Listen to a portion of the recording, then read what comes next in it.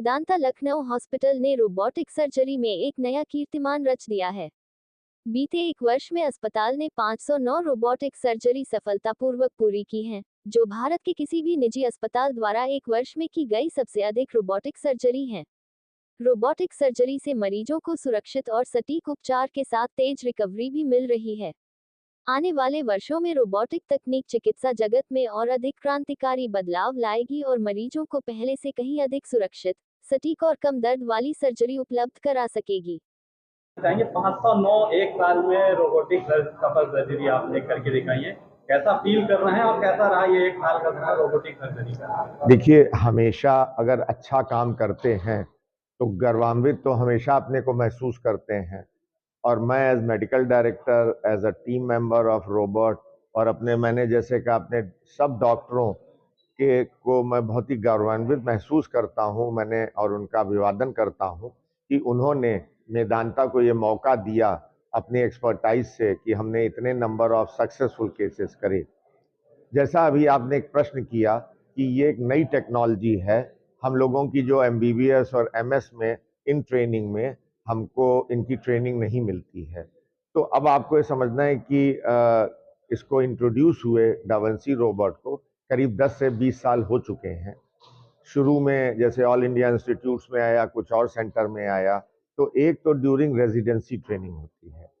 जब मेदांता में जो हमारी टीम आई वो ऑलरेडी इस पे काम कर चुकी थी, बट स्टिल यहाँ पे हम लोग जो नए लोग होते हैं वो पहले इस सिमुलेशन पे, जैसे हवाई जहाज की जब आप पायलट बनते हो ट्रेनिंग होती हो, तो एक सिमुलेटर पे आपकी ट्रेनिंग होती है।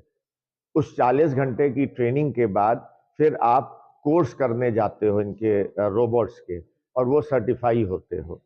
शुरू में हम लोगों को एक दो बार मेंटर्स बुलाने पड़ते हैं जो इसके एक्सपर्ट सर्जरी में होते हैं, और उनको हम हमेशा साथ में, जैसे को पायलट होता है तो वो साथ में रहते हैं कि अगर कहीं पे हम फंसे या नहीं कर पाए तो वो हमको गाइड करते हैं। एंड यूजुअली 8-10 केस करने के बाद बंदा एक्सपर्ट हो जाता है।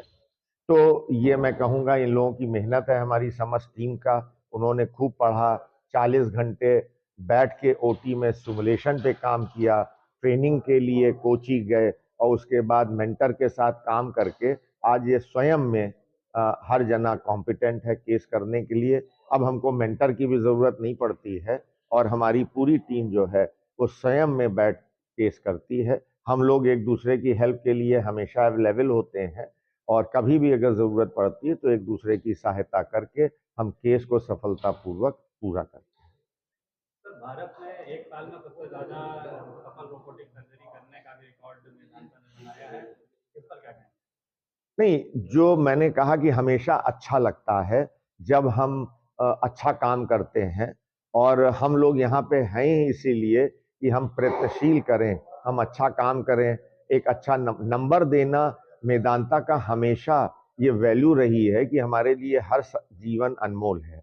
तो हम लोगों की नंबर्स पे हम, ये तो हमारी सक्सेस है, लेकिन हम लोग हमेशा प्रयत्नशील करते हैं अच्छा काम करें। जब हम एक मरीज ठीक होके जाता है तो वो 4 मरीज और भेजता है। आपके रिजल्ट्स को सब लोग वॉच करते हैं। तो ये मेरी सब पूरी टीम का अच्छा कार्य है।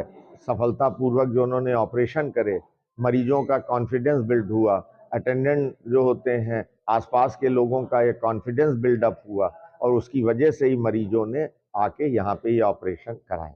किन किन विभागों में रोबोटिक सर्जरी से काफी सुविधाएं हो रही हैं? नहीं जी, जैसे बहुत अच्छा क्वेश्चन था।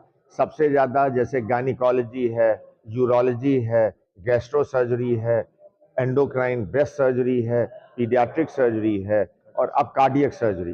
कार्डियक में भी हम बहुत छोटे इंसीजन से हम नसों को निकालते हैं, और रोबोट 25 से ज़्यादा केस हम कर चुके हैं, और उससे भी मरीज को पेन बहुत कम होता है।